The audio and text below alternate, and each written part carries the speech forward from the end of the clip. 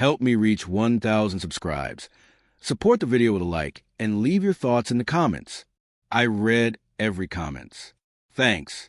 I never thought a single photo could change the way I looked at a person I'd loved for 12 years, but that evening proved me wrong. It was a Thursday, quiet, dull, the kind of night where you expect normalcy and get anything but. I had finished work early, grabbed a coffee, and was about to head home when Melissa, my wife, texted me. Going out with the girls. Don't wait up. I'll eat out. Nothing unusual. She'd been doing that a lot lately. Girl nights, spa nights. Suddenly discovered me time. I didn't complain. I figured maybe she was burnt out. Maybe she needed space. Maybe marriage gets tired like people do. But I should have known better. Distance isn't always rest. Sometimes it's a warning.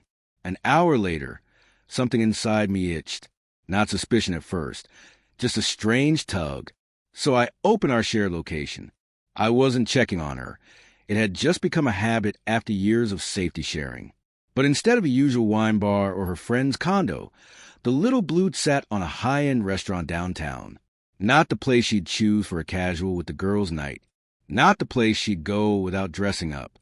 And definitely not the place anyone goes unless they're meeting someone important. I didn't think. I just drove. Traffic blurred past me. My mind didn't spin in panic or anger, just a cold, heavy stillness, a strange kind of clarity. If something was wrong, I needed the truth. If nothing was wrong, I'd laugh it off on the way home. When I reached the restaurant, I didn't spot Melissa immediately.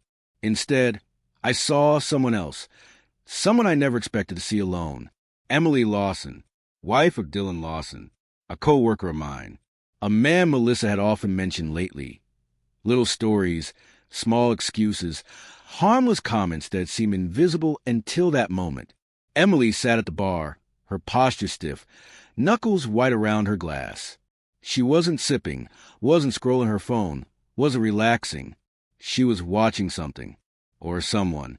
Then she turned, saw me, and her face changed in a way that made my stomach drop. Not surprise, recognition. Almost relief. You too, she said quietly when I approached. Those two words told me everything I didn't want to know. Emily nodded toward the dining area. They're here. Together. My heartbeat slowed, almost painfully. You're sure? She didn't answer. She didn't need to. The kind of woman who speaks like she swallowed a storm doesn't guess. She knows. We walked together. Two strangers bound by betrayal we hadn't fully witnessed yet. My palms felt cold as we approached the back section of the restaurant, a quieter corner with dim lights and velvet chairs. And then I saw them, Melissa and Dylan, leaning closer than friends ever should. Her eyes sparkled in a way they hadn't around me in months. He laughed like a man who wasn't married. Their hands brushed in a way that wasn't accidental. But the moment that hit hardest wasn't the sight of them together. It was the moment my phone buzzed. A selfie from Melissa. She was smiling, wine glass raised, a carefully crafted angle meant to look casual. The caption read, Girls' Night, Don't Stay Up For Me, Red Heart. I stared at the picture of a lie while standing behind the truth. Emily inhaled sharply beside me, her jaw tightening. She sent you that just now? I nodded. She looked at her own phone, brows furrowing. He sent me one too. Said he's working late with the team. She showed me the message, black and white, cold, sharp.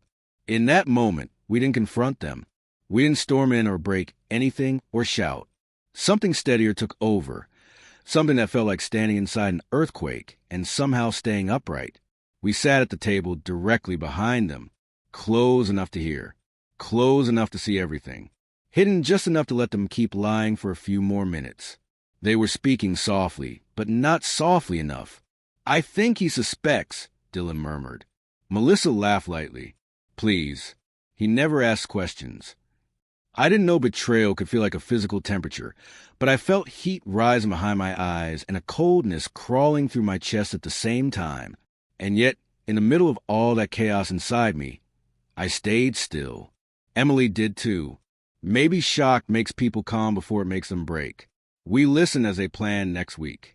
A hotel, a full night, lies they'd tell, excuses they'd use. They said everything with the confidence of people who believed they'd never be caught. Then, in a twist that almost felt absurd, Melissa took another selfie, this one with a more playful angle, and sent it to me again. I watched her thumb tap the screen while she smiled for him. Emily whispered, "They think we're clueless." I whispered back, "Not anymore." And that was the moment the night shifted, from heartbreak to something sharper, something deliberate, something controlled.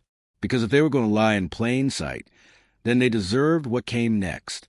Emily and I didn't leave the restaurant right away. We sat there long enough for the truth to settle, long enough for our shock to turn into something steadier. Not revenge, not rage, just resolution. The kind that comes when the person you trusted shows you, clearly, boldly, who they've chosen to become. And once you see them without the mask, it's hard to unsee it. When Melissa and Dylan finally stood up to leave, laughing softly, their fingers brushing in a way that made my skin crawl, Emily and I stayed in our seats. We waited until they walked out of sight. Neither of us said a word while watching them disappear through the double doors. Silence can be the loudest sound in the world when two people hit the same heartbreak at the same second. Emily finally exhaled. "What do we do now?" "We go home," I said, separately, calmly, "and tomorrow we deal with it." "Tomorrow," she repeated, nodding. Her voice was steady, but her eyes were shattered. Outside, the night felt colder than it should have. We didn't hug or exchange promises to stay in touch.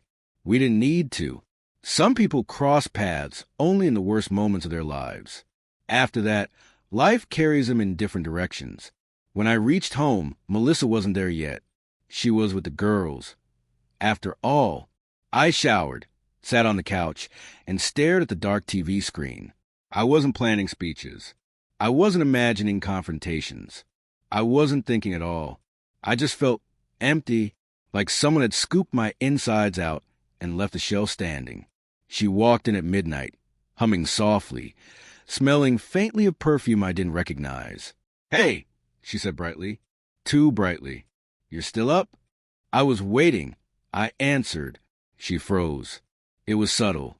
Just a small shift in her smile, a flicker of something uneasy. "Everything okay?" Everything was not okay, but there's a strange kind of power in choosing not to explode. "You sent me selfies," I said calmly, "from the restaurant." She blinked. "What restaurant?" "I told you I was with the girls." I opened my phone, pulled up the location history, then the photos she sent. I didn't raise my voice. I didn't accuse. I just showed her the truth she forgot to hide. Her color drained. I can explain." "Don't," I said. "Not tonight." She tried stepping closer, but I stepped back. The distance wasn't physical. It was something heavier, final. "I'm tired, Melissa," I said quietly. "Just tired." I went upstairs and slept in the guest room. She didn't follow. The next morning, I woke early, got dressed, and drove to work. My mind was clear in a way that felt unnatural, like a storm had passed and left everything eerily still. I wasn't deciding whether to stay or leave. I was only deciding how to walk forward without losing myself. Around noon, I got a text. Not from Melissa. "Emily, they're panicking. He knows we saw them last night. Just be prepared." I read it twice, then pocketed my phone. Melissa called shortly after. "We need to talk," she said, her voice trembling. "I know," I replied. "After work." When I got home that evening, she was waiting at the dining table, hands clasped tightly, eyes red. She had rehearsed something, an apology, a confession, maybe even an excuse disguised as emotion. "Please," she began, "just listen. I made a mistake. A stupid, horrible mistake, and it meant nothing. I swear." "It meant enough," I said simply. She swallowed hard. "Are you leaving me?" "I'm leaving the version of you that walked into that restaurant." I answered. "Whether you're willing to let that version die, that's on you." She broke down then. Tears, shaking breaths, everything people do when their lives finally corner them. But tears don't erase choices. They only show regret for getting caught. "I didn't know you were there," she sobbed. "If I'd seen you, I almost laughed. You shouldn't have needed to see me to remember you were married. For a moment, she had no words. Finally, I told her what I decided. Therapy, separation, a slow unwinding instead of a messy explosion.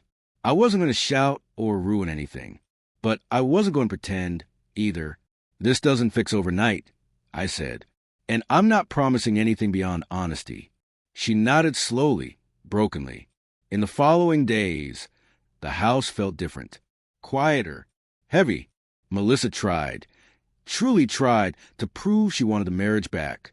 But something in me had changed. Once you've seen someone betray you with a smile, the old version of trust never returns. You build a new one, or you rebuild alone. A week after the restaurant, I received one last message from Emily. We're separating. Take care of yourself. That was all. Two people who walked through the same fire, now drifting back into their own lives. As for Melissa and me, our story didn't explode in flames. It just cooled, and sometimes quiet endings hurt more than loud ones. I didn't lose my marriage the night she sent that selfie. I just finally saw the truth hiding behind her smile. And once you see the truth, you can't unsee it.